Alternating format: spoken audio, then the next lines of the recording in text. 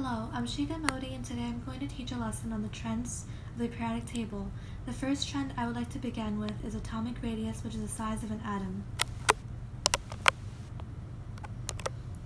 As we go down the periodic table, the radius increases because each row in the periodic table adds a shell or energy level to the atom.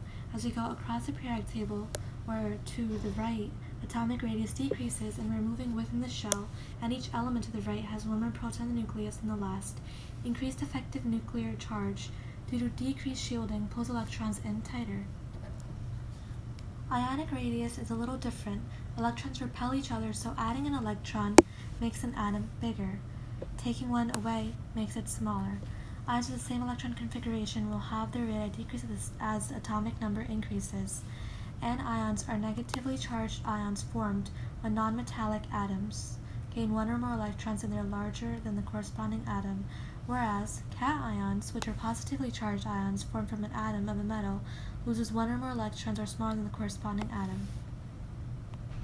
Next, I will talk about the ionization energy, which is the energy required to remove an electron where the atom or ion is assumed to be in its ground state. It will always be the electron in the outermost shell that is being removed. The ionization energy trend is opposite from the atomic radius. The ionization energy tends to increase across a period. As the radius decreases across a period, the electron you're removing is closer to the nucleus and harder to remove. And it tends to decrease down a group. Outer electrons are farther from the nucleus and easier to remove. Elements can have successive ionization energies for moving more than one electron.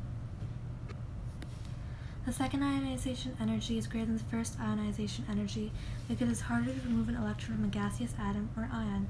As we can see, beryllium has a higher ionization energy than lithium. Furthermore, we will look at electron affinity, which is the opposite of ionization energy. Electron affinity gives an indication of the relative ease by which atoms gain an electron. A negative electron affinity means the gain of an electron is favorable because energy is released. Positive electron affinities are unfavorable. Electron affinity increases across a period and decreases down a group. Lastly, I would like to briefly talk about electronegativity. It is a measure of the ability of an atom in a chemical compound to attract electrons.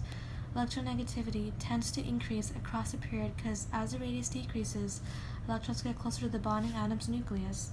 Electronegativity tends to decrease down a group or remain the same, and as the radius increases, electrons are farther from the bonding atom's nucleus. A rule of thumb to remember is that the closer the elements are to fluorine, the more electronegative it is. So the trends to remember are atomic radius, ionic radius, ionization energy, electron affinity, and electronegativity. Please comment below if you have any questions. Thanks for watching, guys, and please give it a big thumbs up if it helped you.